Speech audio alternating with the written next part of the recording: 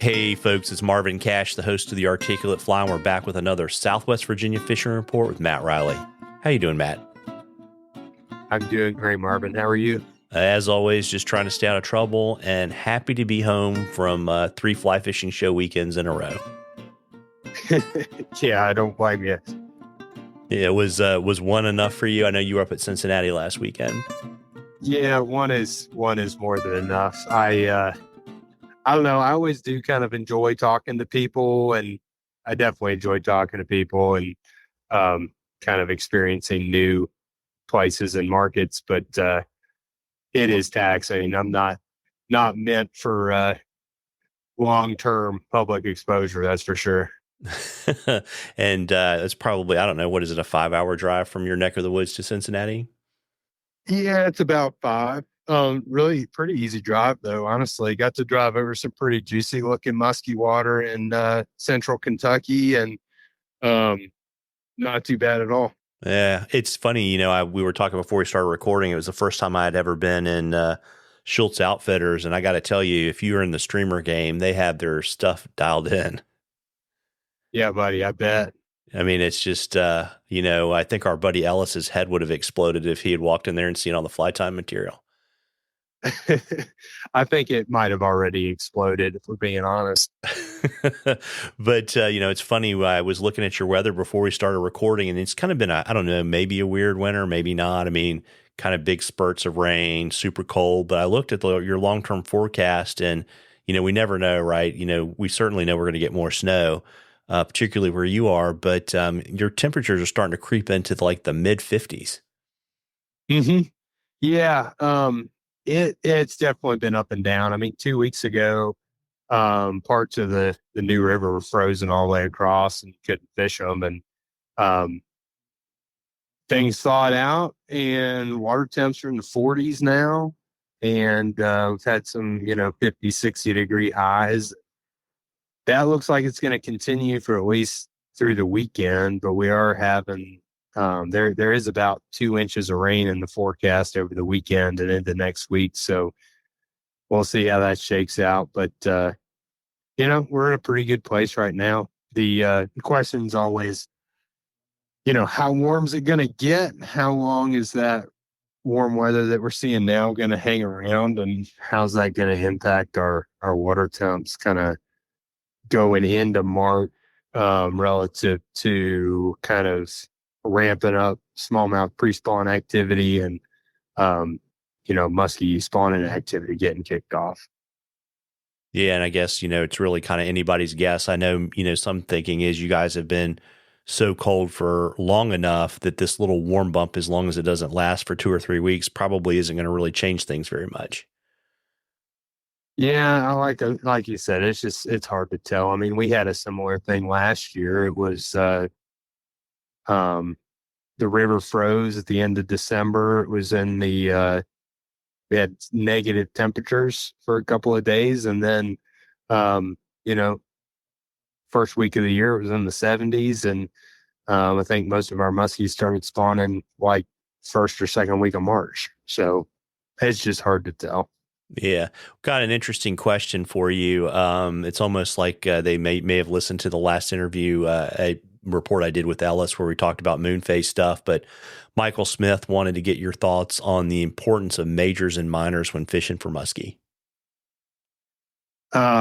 Yeah, that's an incredibly interesting question, and I have a hard time saying that there is an answer. Um, my thoughts go a couple of different directions. One, I can tell you, like most people who have spent a lot of time fishing muskie, I can tell you absolutely there have been times where those windows have been seemingly very, very accurate or productive in terms of activity. Um, I will say, like I say to all my clients when we're booking days and things, there's a lot of talk about moon phase and moon windows and a lot of that stuff.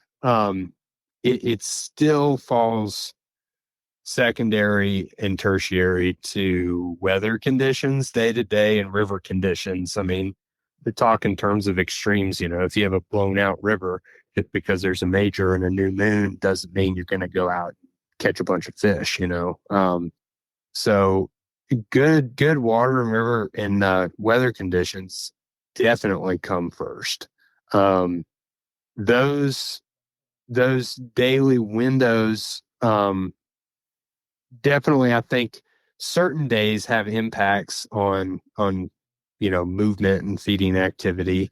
So it's never a bad idea to try to play that to your advantage. Be in good spots at theoretically good times and play that game. But I say to people when we're out fishing or when we're planning our day, I mean, if that's incredibly inconvenient and it's going to be better for you, like, say you're doing a float where there's a really good spot, right out of the gate in the morning, um, you know, I would not necessarily, just because there's a window in the afternoon, I wouldn't necessarily like try to, put in the afternoon and do your whole float, or, not spend much time in that really good spot in the morning because, you want to get down the river to another spot, for the minor in the afternoon. Just kind of keep it in the back of your head. And if you spend a lot of time on the water and you observe patterns day to day, sometimes it's really, really hard because you just don't have a lot of data to work with. But, like I said, weather, water conditions, there are factors that do conspire to create windows that are not just related to lunar events, like with any kind of fishing in freestone systems or fishing in natural rivers with warm water, fish. You have to think about water temps. There's always a peak water temp for the day, basement water temps for the day. Um, I can tell you there have been patterns that emerge sometimes for me when we have these sunny bright days with relatively high highs in the dead of winter, um, where a lot of activity happens when the water's warm for the day. Not much in the morning, not much when the sun starts going down, but when the sun's on the water. So there's more to think about, um, and but it is worth paying attention to. I think it just needs to basically be said that, if you're asking that question, um, it's not a silver bullet. It's not, do I pay attention to it? Do I not pay attention to it? Be aware of it. And then sometimes use it to kind of qualify things. It's like if you're out for 10 hours and you don't see anything for 7, and then all of a sudden you boat 2 fish and you happen to look at your app or calendar or whatever, and you're in the middle of a minor, definitely note that and make sure you take that into consideration when you're, filling out your fishing logs and planning other trips in similar conditions. And, um, you know, just like water temp, weather, all that stuff, it's just another element and condition to kind of pay attention to and try to learn from, is what I would say. Yeah, it sounds like try to do everything you can, not just with this, but with everything to tilt things in your favor, but don't let it talk you out of going out and fishing.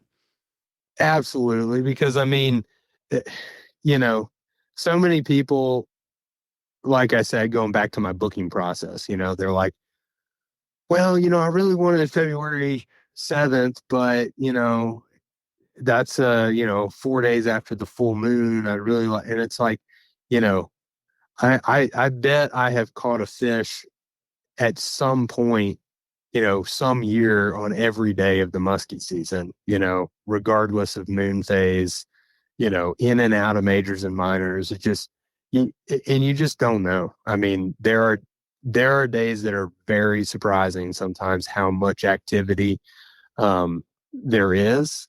And, you know, I joke with my clients, say, you know, it only takes like 10 minutes to catch 15 muskies. So you just need to be there, and you just need to believe and put in the work and do everything you can to skew things in your favor. But you know, can't catch them if you're sitting at home, is kind of the end of it.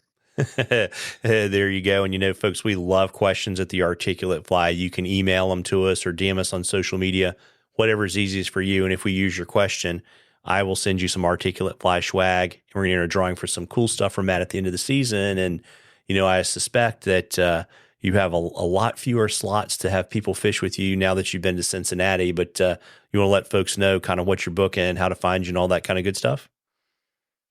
Yeah. Man, we're pretty much booking everything. I mean, I've booked a few musky dates for next year, this coming fall and winter. And definitely booking spring and summer stuff. I think I might have 15 days, between March and middle of October, for some smallmouth or trout or whatever days, you want to get in there on. Still have a handful of musky days, maybe, like towards the end of February, but I think that might be like one or two or three. But like I always say, just if you're interested in anything or have questions or want to commiserate about musky fishing or all of the above, give me a call or shoot me an email, and we'll make friends. There you go. And of course, don't let any of that, the shortage of days dissuade you from calling Matt for trout, because if he's not available, he's got some guys that can certainly hook you up. Correct. Yeah. We got a lot of good guys, in the area, that know these streams like the back of their hand. And, of course, we've got the tailwaters too, just down the road. So that's, I got a lot of interest in Cincinnati, with relative to wild trout trips, and unfortunately I can't take them all, so I've got a couple of guys that are filling in a little bit.